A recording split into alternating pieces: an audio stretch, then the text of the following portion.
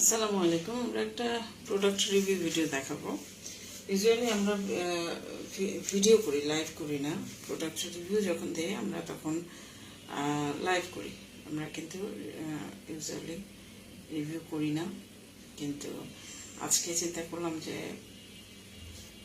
আমি উল্টাপাল্টা বলছি, আমি অন্য জায়গায় শেয়ার করবো, তো এই জন্য আমরা যেটা করি সেটা হচ্ছে ভিডিও মেক করি। হ্যাঁ, কিন্তু আজকে আমি চিন্তা করলাম যে না, কিছু কিছু প্রোডাক্ট আছে যেগুলোর উপরে আমরা যেটা করি সেটা হচ্ছে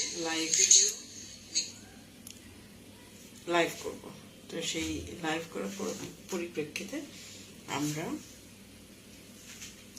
আজকে একটা প্রোডাক্ট আপনাদেরকে দেখাবো, এবং প্রোডাক্টটার যে পেজ থেকে আমি গিফট পেয়েছি, তো যে পেজ থেকে আমাকে দেওয়া হয়েছে আমি সেটা আপনাদেরকে ট্যাগ করে দিয়েছি, গ্ল্যামস এন্ড স্টাইল। তো আপনারা এই পেজে গেলে এই প্রোডাক্টটা পাবেন। আমি একটু দেখাচ্ছি, যদি আজকে ফার্স্ট টাইম করেছি অনেক উল্টাপাল্টা হবে, খবর সুন্দর দৃষ্টিতে সবাই দেখবেন।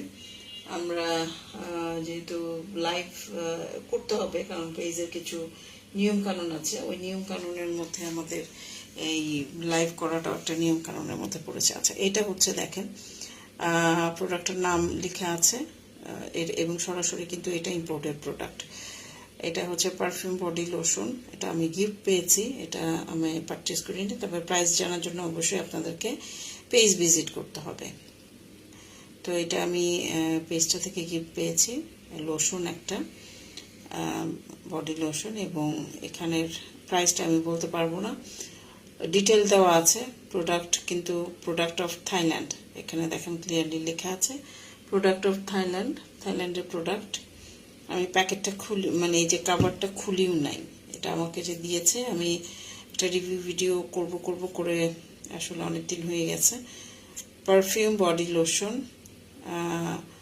এটা ইউজ করার পরে আমি আরেকটা রিভিউ ভিডিও করে দেওয়া যাবে।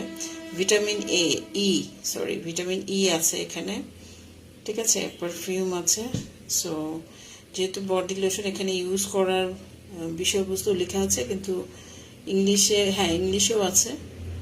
থাইল্যান্ডের প্রোডাক্ট, তো থাইল্যান্ডের ভাষা কিনা ওইটা আমি দেখছিলাম। খুব সুন্দর চমৎকার একটা ছোট্ট এরকম একটা ইসের মধ্যে দেওয়া চমৎকার একটা জিনিস। আমার পছন্দ, আমি যদিও খুলিনি, স্মেলটা নিলে বোঝা যাবে যে কতটা সুন্দর। স্মেলটা নিলে বোঝা যাবে। আমি যখন এখনও যেহেতু আমি ইউজ করবো না, এখন ফুললি খুলবো না আমি, বাট প্রোডাক্টটা বুঝতে পারছেন।